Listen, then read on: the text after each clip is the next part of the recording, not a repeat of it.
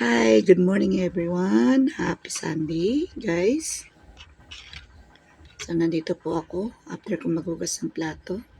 Then, yung face ng yung akin namang pagmumukha, ang aking asikasuhin. Before taking a bath, kailangan gawin mo na ito. Kalamansi, baking soda, and klaro ng itlog. Isa lang na klaro ng itlog. Isang 1 piece of egg lang na aalisin niyo yung red. And then yung white lang ititira nyo. Tapos, lalagyan nyo ng 4 na tablespoon of milk, evaporated wag yung malapot, baka lang gamin yung mukha niya. And then, 5 pieces of kalamansi. 4 na ingredients lang po yan. Tsaka, hindi pagsama-samahin. Tapos, kuha kayo ng cotton. Tsaka, may i-plus ng paganyan. Mula sa face nyo hanggang sa liig. Para manatiling fresh din yung leeg nyo. Yan. Bago kayo maligo, pwede nyo gawin na yan. Tapos, pwede rin yan ilagay sa mga braso nyo. Tulad nito. Tapos, pagka medyo gusto nyo ng banlawan, pagka naka 10 minutes or 5 minutes, kuha kayo ng yelo. Medyo iganyan nyo muna sa mukha nyo. Yan. Paikot na ganyan. Para looking fresh lagi yung face nyo. Yan. Then, pag naghilamos kayo, yung natural lang na tubig sa gripo. Ganun. Hindi hot water, hindi warm water. Kasi alam niyo, mas the best na niyayelo niyo yung mukha niyo. At pwede rin naman after sa face niyo, gawin yung scrub naman dito sa yung mga braso. Yan. Kaya lang, matrabaho pero matyaga. Matrabaho po magpaganda at magpakinis. Kaya kailangan lang tiyagaan talaga. Yan.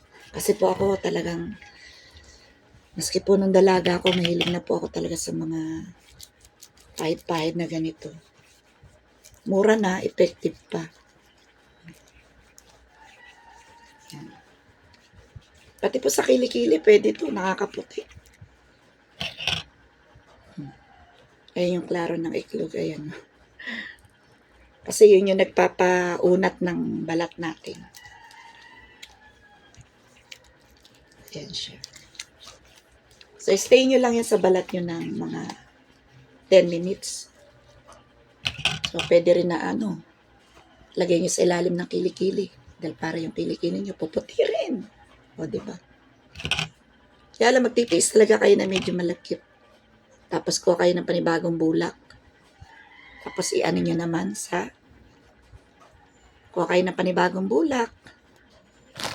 Ayan. Tapos, pag medyo nararamdaman yung tuyo na yung mukha nyo at hindi pa naman kayo maliligo, pwede nyo uling-ulitin. Kasi pag nasanay kayo guys, ang sarap. Sarap ng pakiramdam, ganda pa ng result. Napilansikan pa nga ako ng bangus eh. Sana mawala na. Tsaga-tsaga lang talaga guys magpaganda. Pero pag nasanay na kayo, basta po, pagka isasama nyo buong katawan nyo, make it sure na mas maraming kalamansi. Dito naman ako maglalagay sa legs. Pwede nyo rin po ilagay sa legs yan ipahid sa legs, ayan. Hanggang paa.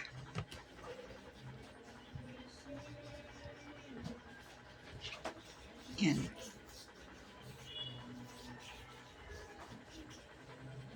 Pati nga singit, di kaya paputiin ito eh. Kaya lang, tiyaga talaga.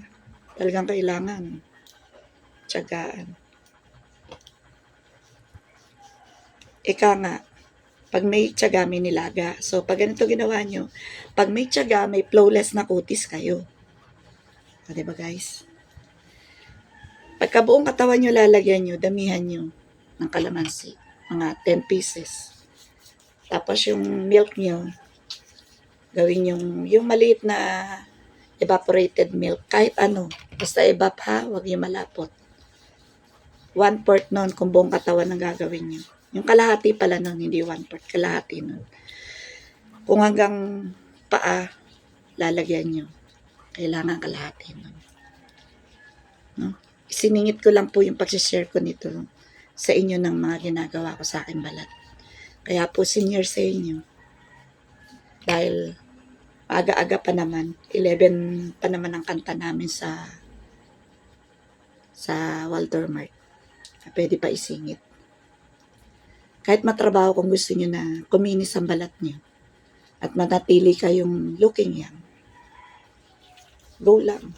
Gawin nyo kahit na mabusisi talaga.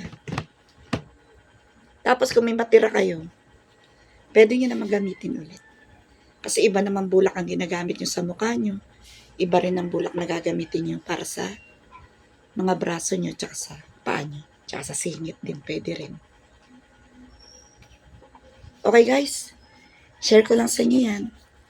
Kaya nyo, yung mga iba ko pang secret, na pampa-beauty secret, ay isi-share ko rin sa inyo. Naubusan lang ako ng time kasi sa gawain sa bahay. Okay? Have a blessed Sunday to all. See you on my next beauty tips video. Bye. God bless you all. Thanks God.